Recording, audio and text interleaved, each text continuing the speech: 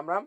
मैं दीपक कुमार आप सभी का स्वागत करता हूं ताता स्टाइल में। दोस्तों, आप सभी से निवेदन है कि वीडियो को देखिए, लाइक कीजिए, शेयर कीजिए और चैनल को सब्सक्राइब कीजिए। दोस्तों, इस समय कांग्रेस पार्टी के द्वारा और उनके कर्णधार नेता राहुल गांधी के द्वारा देश में तथाकथित न्याय यात्रा चलाया जा रहा है। अब उस न्याय यात्रा के माध्यम से वो किसके लिए न्याय मांग रहे हैं, राहुल गांधी अपने लिए मांग रहे हैं या जनता के लिए मांग रहे हैं, ये तो कांग्रेस पार्टी और राहुल गांधी को ही पता होगा।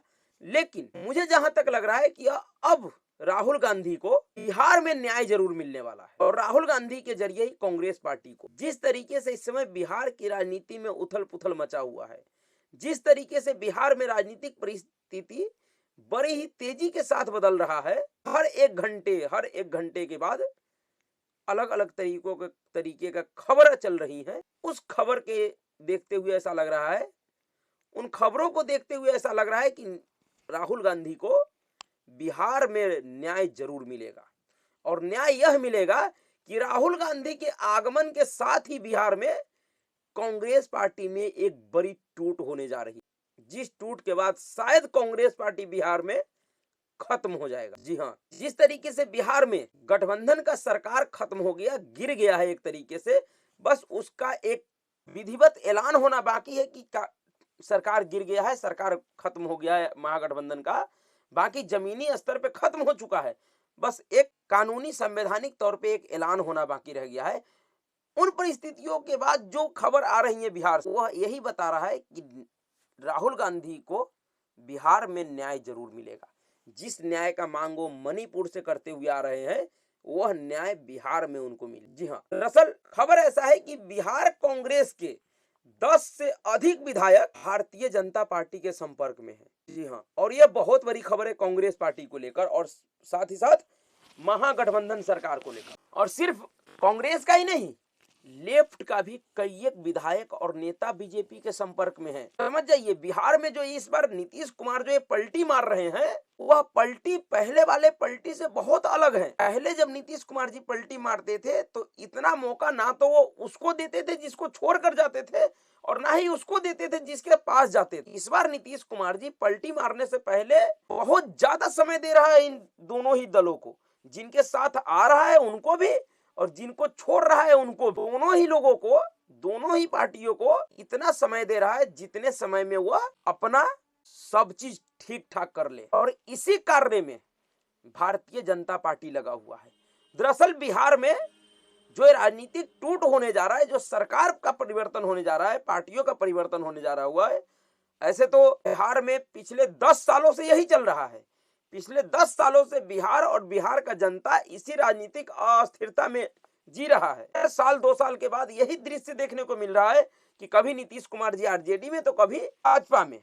और इसका कारण ये दोनों ही पार्टी है। मैं इसका नीतीश कुमार जी को दोषी नहीं मान रहा हूं। इस पूरे राजनीतिक अस्थिरता का जो दोषी है वह आरजेडी और बीजेपी है बिहार में, नीतीश कुमार बिल्कुल नहीं है। क्योंकि अगर ये दोनों लोग अगर उसका साथ देना छोड़ दे तो नीतीश कुमार जी ऐसा कर ही नहीं सकता, उनके पास ऐसी क्षमता ही नहीं है। इस राजनीतिक उथल पुथल के बीच हर एक पार्टी इस प्रयास में लगा हुआ है, खास करके आरजेडी, क्योंकि आरजेडी के लिए इस बार का यह राजनीतिक परिवर्तन बहुत बड़ा झटका है। और आरजेडी से भी बड़ा झटका कांग्रेस पार्टी को, क्योंकि जिस इंडी अलायंस का शुरुआत बिहार की धरती पटना से हुआ था, इस टूट के बाद, इस राजनीतिक परिवर्तन के बाद, इस सत्ता परिवर्तन के बाद उस इंडी अलायंस का क्रियाक्रम भी बिहार की धरती उस पटना में ही हो जाएगा, खत्म हो जाएगा वो इंडी अलायंस। नीतीश कुमार की सत्ता परिवर्तन होते ही वह इंडी अलायंस पूरी तरह से खत्म हो जाएगा। जिस इंडी अलायंस को इस तरीके से बढ़ा चढ़ाकर बताया गया पूरे देश में, यह इंडी अलायंस इस बार नरेंद्र मोदी को और उनकी सरकार को जो सत्ता से बाहर कर देगा, वह इंडी अलायंस खत्म हो जाएगा। और उससे भी बड़ा झटका कांग्रेस पार्टी और राहुल गांधी के लिए होगा कि उनका पार्टी ही खत्म हो जाएगा बिहार से। क्योंकि इस समय कुल 19 विधायक हैं कांग्रेस के पास। 19 विधायक के बावजूद भी बिहार में कांग्रेस पार्टी का कुछ दिखाई नहीं देता है, जमीन पे कुछ भी नहीं दिखता है।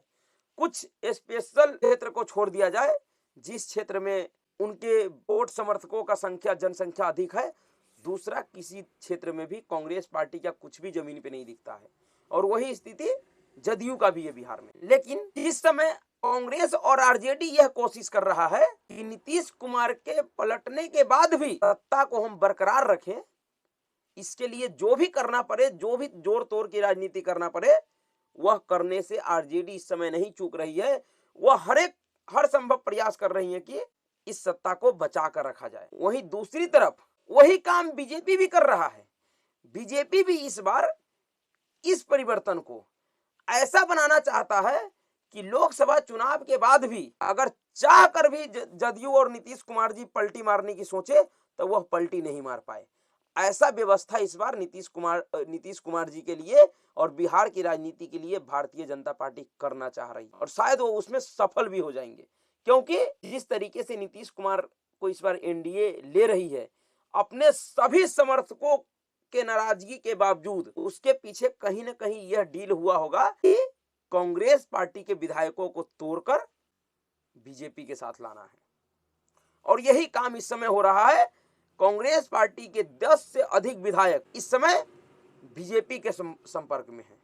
जिसका डील, जिसका समझौता जो व्यक्ति करा रहा है वो बहुत ही महत्वपूर्ण है और उस व्यक्ति का नाम है विजय चौधरी, अशोक चौधरी, जो कि पूर्व कांग्रेस अध्यक्ष भी रह चुके हैं और इस समय वो नीतीश कुमार का सबसे करीबी नेता है, जदयू का वरिष्ठ नेता है।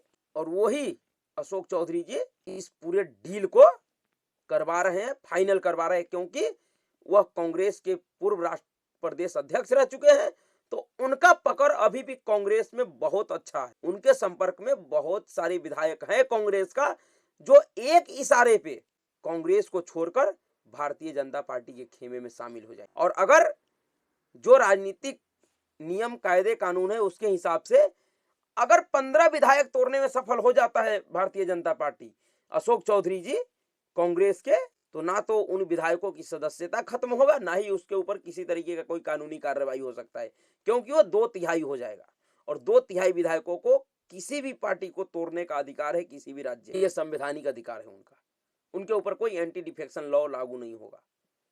और इसी तैयारी में बिहार भाजपा है, भाजपा के केंद्रीय नेतृत्व भी है, जिसमें सहयोग कर रहे हैं अशोक चौधरी और नीतीश कुमार जी, क्योंकि नीतीश कुमार मुख्यमंत्री है, उनसे भी सभी विधायकों का अच्छा साठगांठ है और शायद उन्होंने भी समझा दिया होगा कि बिहार में कांग्रेस के साथ रहकर, आरजेडी के साथ रहकर आप लोगों का भी कोई भविष्य नहीं है, क्योंकि बिहार में ना तो कांग्रेस पार्टी का भविष्य है और ना ही उनके नेताओं का। एक नेता था बिहार में कांग्रेस के पास, वो टुकड़े टुकड़े गैंग का मुखिया कन्हैया कुमार। किस तरीके से आरजेडी के दबाव में, तेजस्वी यादव के दबाव में कांग्रेस के केंद्रीय नेतृत्व उसको बिहार से निकालकर दिल्ली ले गया, वो सभी कांग्रेसी नेता भी जानते हैं।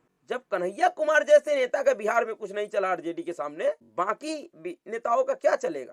तो कांग्रेस पार्टी का विधायक बड़े ही आसानी से टूट जाएगा, जो कि राहुल गांधी के बिहार आगमन के दृश्य से सबसे बड़ा तोहफा होगा उनके लिए, सबसे बड़ा न्याय होगा उनके लिए। जिस न्याय को वह मणिपुर से मांग रहे हैं, वह न्याय उनको बिहार में आकर मिल सकता है, इसकी संभावना अधिक बन रही है। ऐसे तो कहने के लिए इस समय हर एक पार्टी और कह रहा है, नेता कह रहा है कि हमारा नेता, हमारा विधायक पूरी तरह से मजबूती के साथ खड़ा है, कोई भी विधायक इधर उधर नहीं हो सकता है। लेकिन राजनीति में कुछ भी संभव नहीं है, कौन कब किसके पाले में चला जाए इसका कोई भरोसा नहीं है। राजनीति इस समय एक व्यवसाय बन गया है। जितने लोग राजनीति में खर्च करते हैं, ऐसा ही ऐसा मौका आता है जब उनके खर्च, उनके इनका इन्वेस्टमेंट के साथ साथ प्रॉफिट भी उनका आ जाता है। और अगर ऐसा होता है तो यह कांग्रेस पार्टी और उनके नेता राहुल गांधी के लिए तथाकथित भारत जोड़ो न्याय यात्रा में एक रिकॉर्ड होगा कि एक पार्टी ने इस देश में एक ऐसी यात्रा निकाला जिस यात्रा की शुरुआत से लेके अंत तक उस पार्टी के नेता पार्टी को छोड़ता गया। जिस दिन शुरुआत हुआ था उसी दिन महाराष्ट्र के वरिष्ठ कांग्रेस नेता मिलिंद देवरा ने पार्टी छोड़ा था और असम कांग्रेस प्रदेश सचिव अपूर्वा भट्टाचार्य ने, इन दोनों नेताओं ने उसी दिन कांग्रेस छोड़ा था जिस दिन ये यात्रा शुरू हुआ था, 14 जनवरी को। इसलिए यह राहुल गांधी के लिए बड़ी उपलब्धि होगी कि उनके बिहार में आते ही, उनके आगमन के साथ ही उनका पार्टी टूट जाएगा। इसका संदेश पूरे देश में बड़ा ही बेहतर जाएगा 2024 के लोकसभा चुनाव में, कि एकमात्र ऐसा महान नेता है एक पार्टी का, जिसके वजह से उनकी पार्टी टूट रही है, लेकिन वो पार्टी में महान बने हुए हैं। तो देखिए क्या होता है बिहार की राजनीति में, बहुत कुछ होने वाला है। बड़ी तेजी के साथ बिहार की राजनीतिक परिस्थिति बदल रहा है। जो भी होगा 1-2 दिन में स्पष्ट हो जाएगा। तो अभी के लिए इतना ही। अगर आपको वीडियो अच्छा लगा तो वीडियो को लाइक कीजिएगा, शेयर कीजिएगा और चैनल को सब्सक्राइब कीजिएगा। नमस्कार।